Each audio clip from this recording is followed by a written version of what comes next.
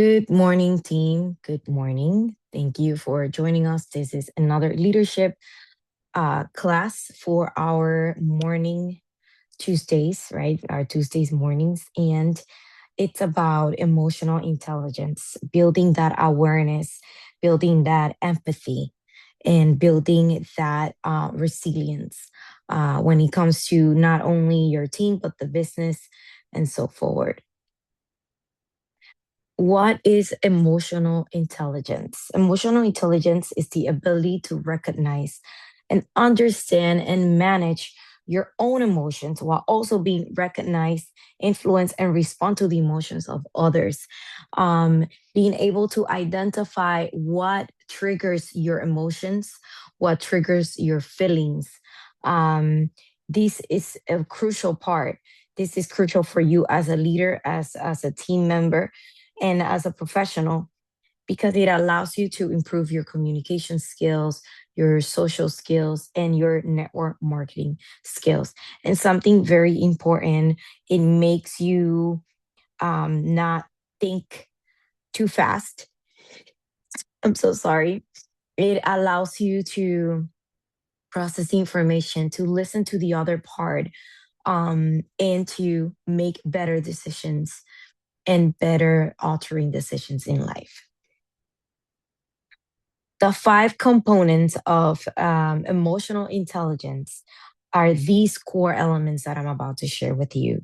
And they are knowing your emotions.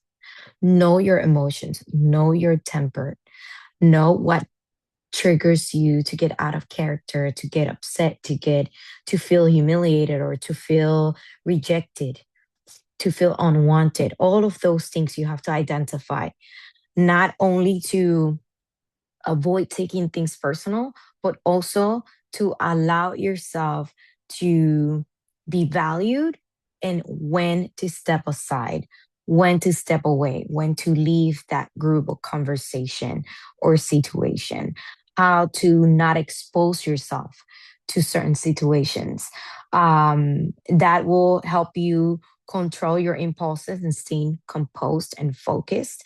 That will help you controlling your impulses and staying composed again. Okay. It's going to help you how to achieve your goals in a better way because it's going to help you use your inner drive. Why am I doing this? Who am I doing this for? In a spiritual way, am I doing this for Christ? And if I'm in church and somebody's getting me out of character, remember who you're doing this for, and it's not the person in front of you. What is moving that person in front of you? Is it God or is it the enemy or is that person being ignorant enough to recognize? So you have to be the bigger person in that sense. So that emotional intelligence come at play when it comes to these situations. And then understanding other people's emotions.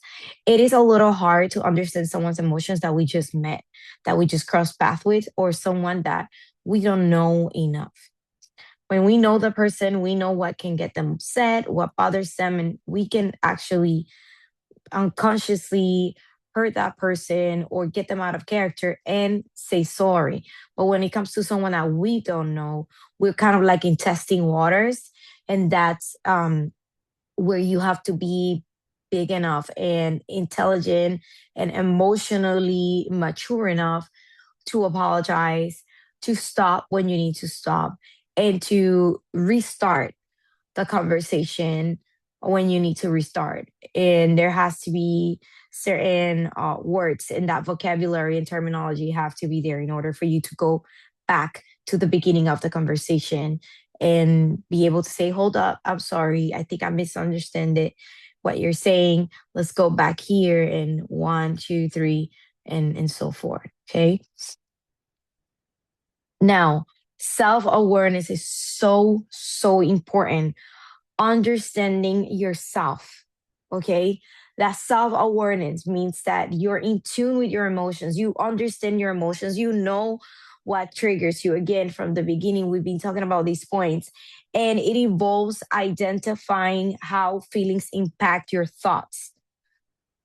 Because if a feeling or emotion impacts your thoughts, it is impacting an action and performance. What gets you upset, right? It goes into a thought. How do you process that thought? How do you process what she or he said to you? How do you process their action? How do you get that to get to you? Right? How do you let that get to you?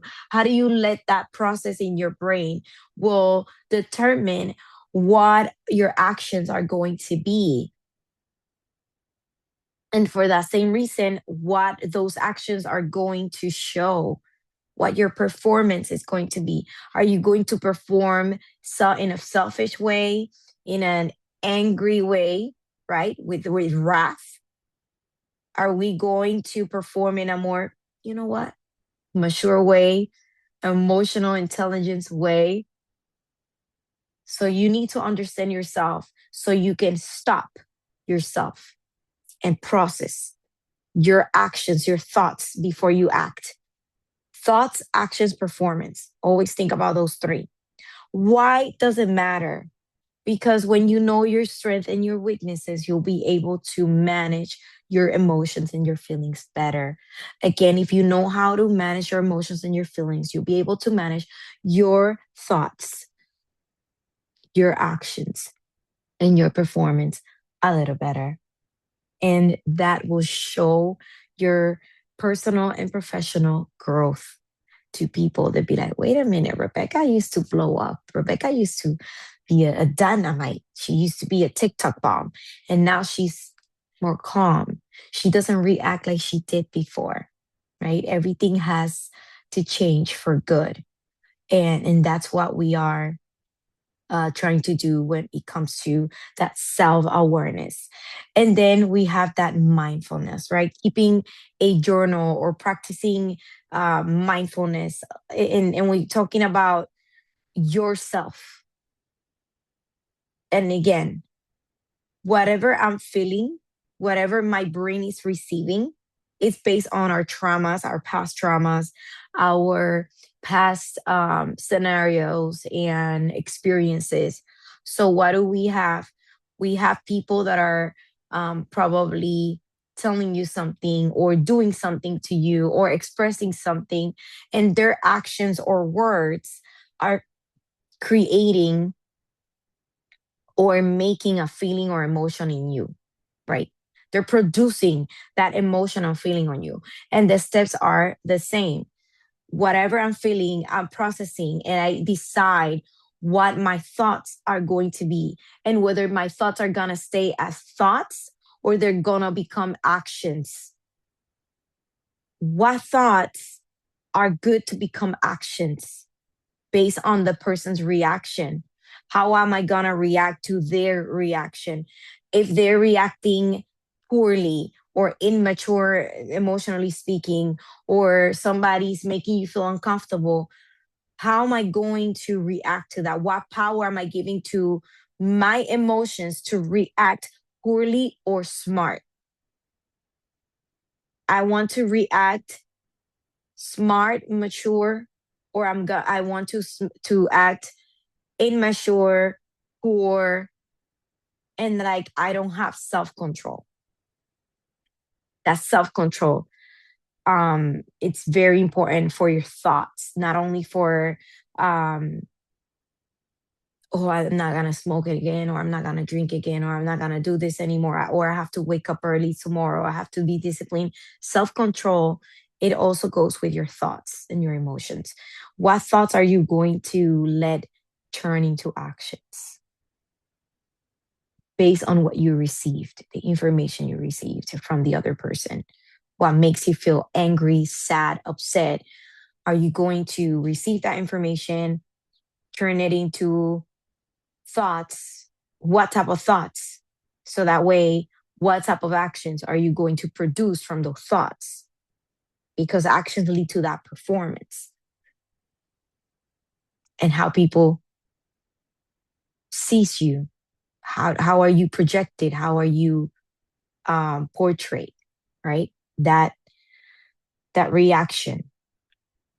And it matters a lot because you need to avoid unnecessary conflict, unnecessary situations. Stay away from certain situations. But how do you know how to stay away from certain situations?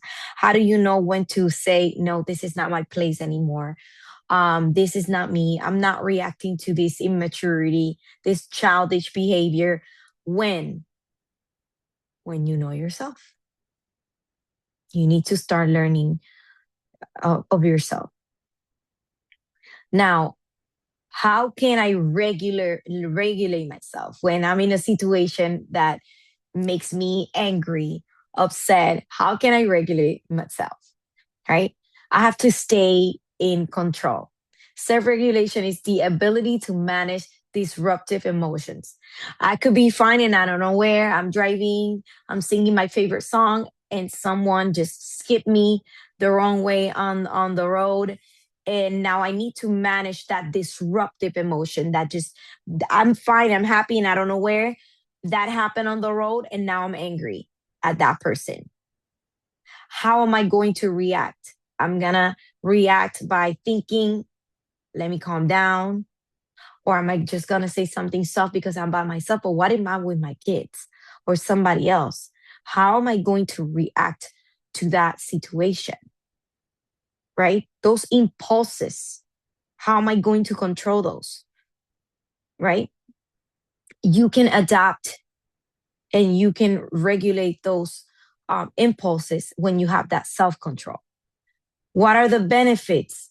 It will help you regulate your emotions and your feelings. So that way you don't get out of character so easily, so often until you finally regulate yourself 100%. And again, staying mindful. There are techniques such as deep breathing, counting 1, 2, 3, or up to 10, pausing before responding, breathing, and be like, you know what? I'm not going to say nothing. Some people I've seen saying, Rebecca, don't say nothing. Just don't. Nope, nope, nope. I'm not gonna say nothing. Mm-mm, mm-mm, mm-mm. And those are techniques that you yourself can adopt, so your feelings can adapt to calmness under pressure. And also reframing from negative thoughts. When you receive those negative thoughts, start blocking them, start ignoring them, because those thoughts, remember, turn into actions and actions to performance. There is so many people in jail that were good people, but because they did not regulate their thoughts, those thoughts became action and action became performance. I'm going to give you an example that happened this weekend recently. There were some people riding their bicycles in Puerto Rico, and this guy was in a scooter, like motor scooter. And I don't know what their argument was. They were arguing for some reason, and I don't know where. The guy was so upset. He got so angry, and that's like road rage.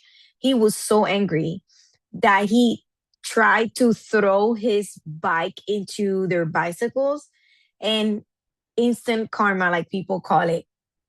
He hit a big cement pole. He could have gotten killed. He could have gotten he probably could have gotten lost a leg or arm, or he would have been probably uh paraplegic, or something would have happened to him. Luckily he's alive, but guess what?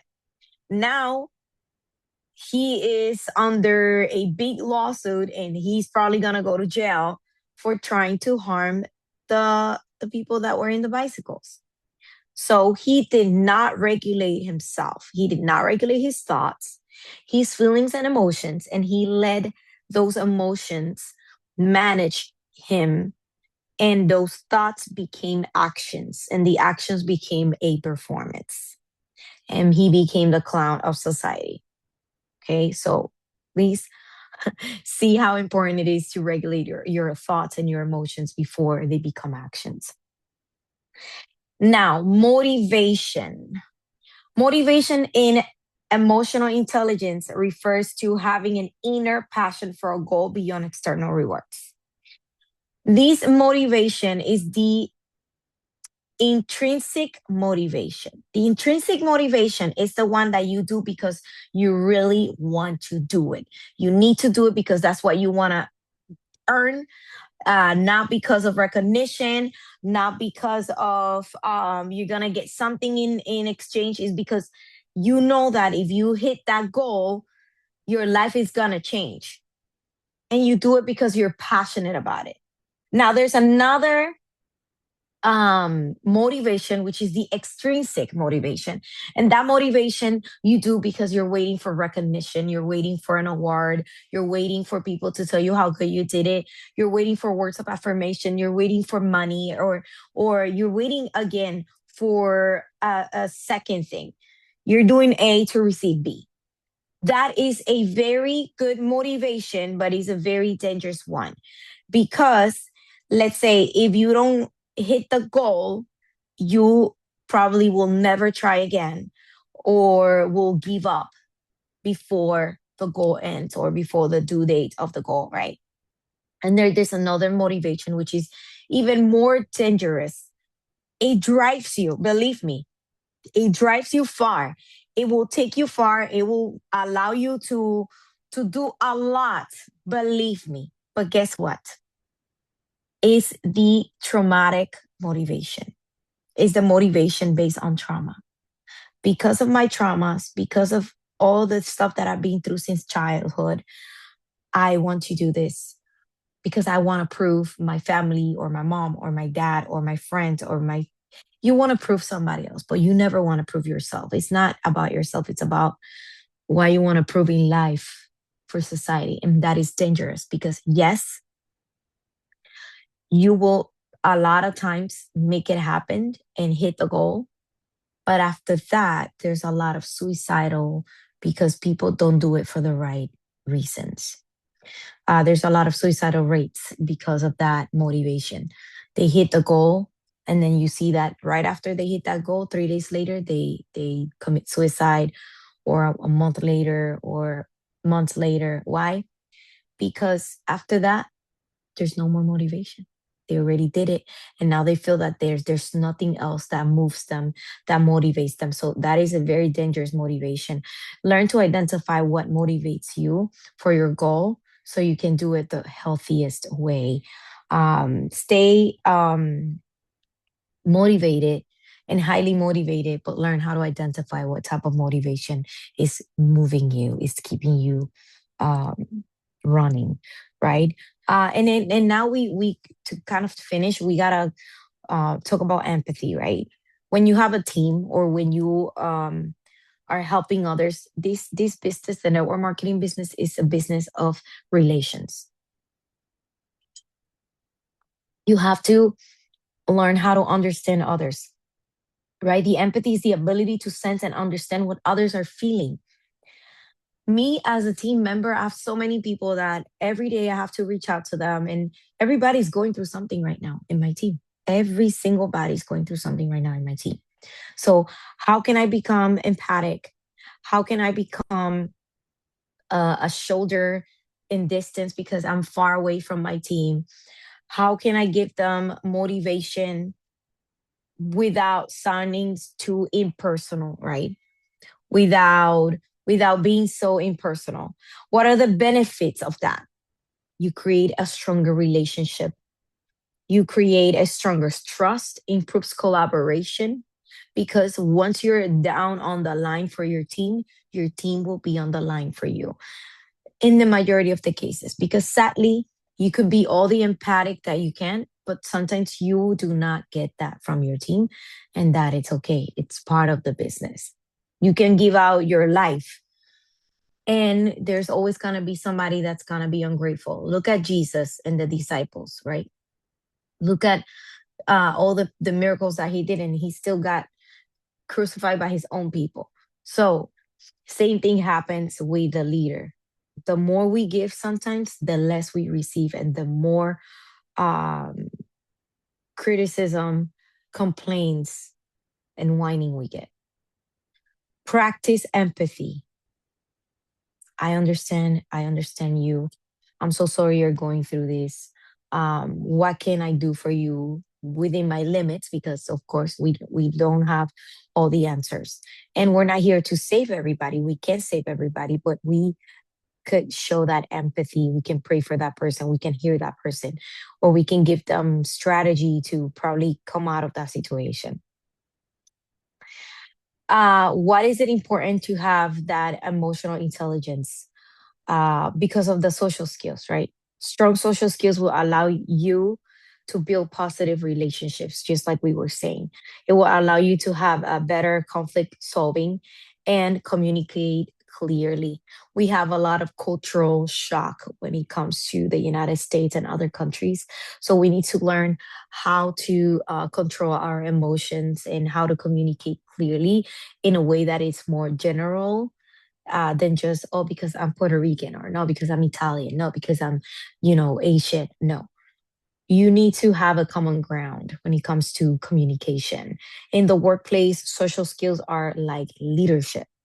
You need to have that teamwork. You have to build that network. You have to delegate. You have to develop skills for your team, and you have to develop skills yourself. And practice that communication, right? Express the needs respectfully without the aggression. We were talking about vocabulary the other day with the team in Spanish. I hope I can bring that to you in English, and enhance that collaboration and respect within the team. And to end with this presentation, the emotional intelligence in the network marketing is a plus, is imperative, is vital as an entrepreneur. Leaders use emotional intelligence to inspire and guide. We do not complain with the team. We do not show our anger with the team. We do not contaminate the team with our negative thoughts, with our problems, with our situations. We use our intelligence emotionally to collaborate and resolve our conflicts. If we have a situation, if you and me have a problem, we should sit down and talk about it. And even big companies use emotional intelligence trainings to reduce turnover, stress, to reduce the lack of retention in the teams, to allow the system to feel like a family instead of business. But with that said, yes, it is a business. And yes, we can feel like family, not forgetting our north, which is our business. I hope you guys enjoyed this meeting. I hope you learned so much about the importance of emotional intelligence. Believe me, I've had to apply these points to myself. I used to be a very impulsive person, a very angry person, very proud when it comes to when I knew I was right. It was like, no, but I'm right. Like, why do I need to yield? And I learned to yield. I learned to listen. I learned to give the person the opportunity to talk, to express themselves, to be able to communicate better, because sometimes we assume, and assuming is losing. You lose friends, you lose opportunities, you lose doors that could be open because you assume. Okay, so thank you again for being here. This is going to be posted on our English playlist in our YouTube channel. God bless you, and let's have an amazing week. Take care.